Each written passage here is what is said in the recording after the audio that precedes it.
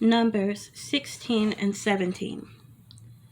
Korah, son of Izhar, the son of Kohath, the son of Levi, and certain Reubenites, Dathan and Abiram, sons of Eliab, and On, son of Peleth, became insolent and rose up against Moses.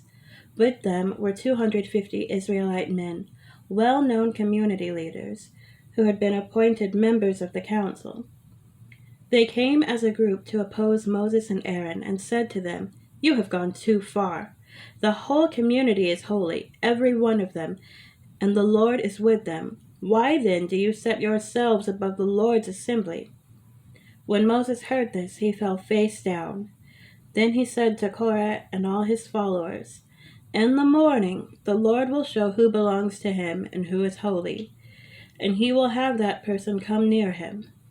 The man he chooses, he will cause to come near him. You, Korah, and all your followers are to do this. Take censers, and tomorrow put burning coals and incense in them before the Lord. The man the Lord chooses will be the one who is holy. You Levites have gone too far." Moses also said to Korah, "Now listen, you Levites. Isn't it enough for you that the God of Israel has separated you from the rest of the Israelite community and brought you near himself to do the work at the Lord's tabernacle and to stand before the community and minister to them? He has brought you and all your fellow Israelites near him, but now you are trying to get the priesthood too? It is against the Lord that you and all your followers have banded together. Who is Aaron that you should grumble against him?" Then Moses summoned Dathan and Abiram, the sons of Eliab, but they said, "We will not come. Isn't it enough that you have brought us up out of a land flowing with milk and honey to kill us in the wilderness? And now you also want to lord it over us? Moreover, you haven't brought us into a land flowing with milk and honey, or given us an inheritance of fields and vineyards. Do you want to treat these men like slaves? No, we will not come." Then Moses became very angry and said to the Lord, "Do not accept their offerings. I have not taken so much as a donkey from them, nor have I wronged them, nor have I wronged any of them." Moses said to Korah, "You and all your followers are to appear before the Lord tomorrow, you and they and Aaron.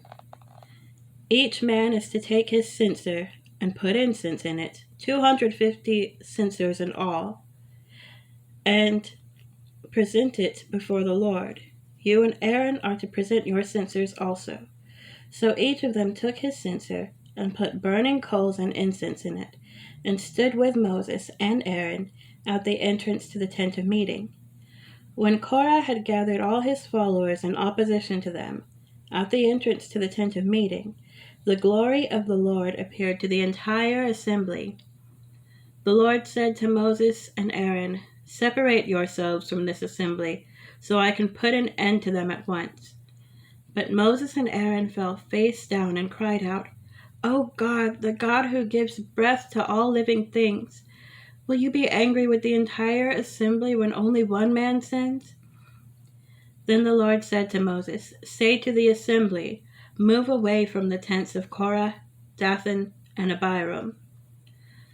Moses got up and went to Dathan, and Abiram, and the elders of Israel followed him. He warned the assembly, "Move back from the tents of these wicked men.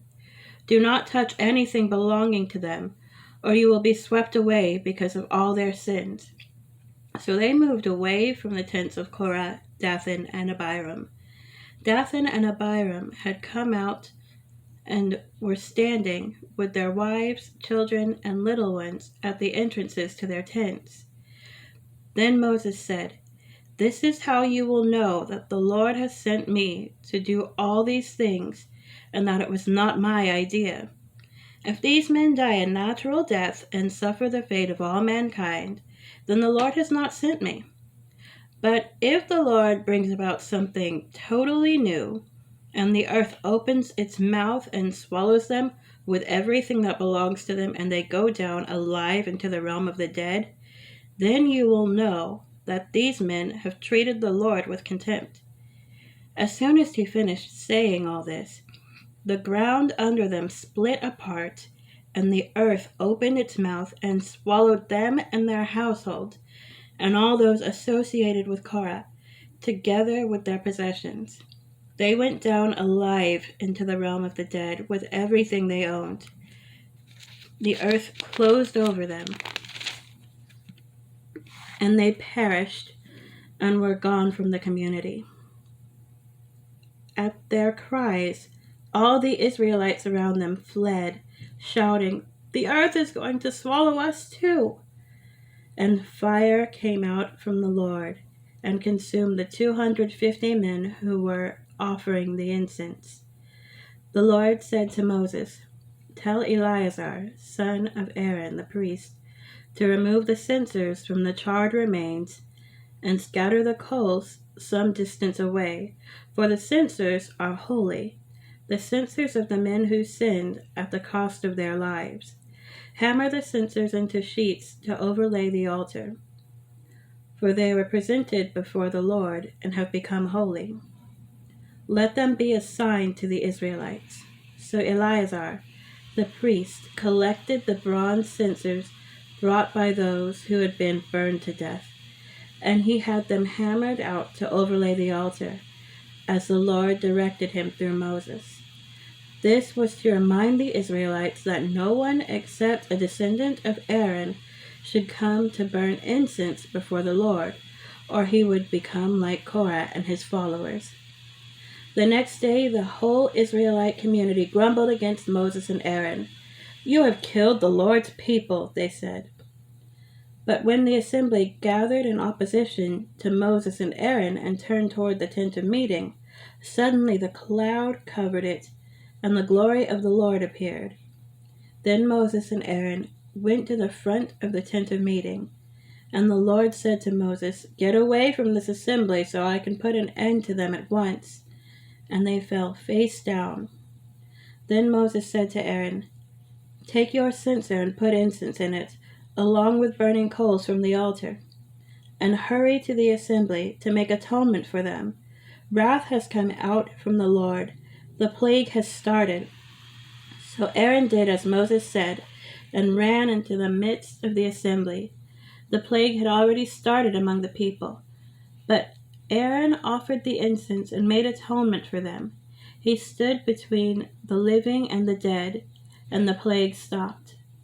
But 14,700 people died from the plague, in addition to those who had died because of Korah. Then Aaron returned to Moses at the entrance to the tent of meeting, for the plague had stopped. Chapter 17. The Lord said to Moses, "Speak to the Israelites and get 12 staves from them, one from the leader of each of their ancestral tribes. Write the name of each man on his staff. On the staff of Levi, write Aaron's name, for there must be one staff for the head of each ancestral tribe. Place them in the tent of meeting in front of the ark of the covenant law, where I meet with you. The staff belonging to the man I choose will sprout, and I will rid myself of this constant grumbling against you by the Israelites." So Moses spoke to the Israelites, and their leaders gave him 12 staves, one for each leader of each tribe of their ancestral tribes, from each of their ancestral tribes. And Aaron's staff was among them. Moses placed the staves before the Lord in the tent of the covenant law. The next day, Moses entered the tent and saw that Aaron's staff, which represented the tribe of Levi, had not only sprouted, but had budded, blossomed, and produced almonds. Then Moses brought out all the staves from the Lord's presence to all the Israelites. They looked at them, and each of the leaders took his own staff. The Lord said to Moses, "Put back Aaron's staff in front of the ark of the covenant law. to be kept as a sign to the rebellious. This will put an end to their grumbling against me, so that they will not die." Moses did just as the Lord commanded him. The Israelites said to Moses, "We will die. We are lost. We are all lost. Anyone who even comes near the tabernacle of the Lord will die." "Are we all going to die?"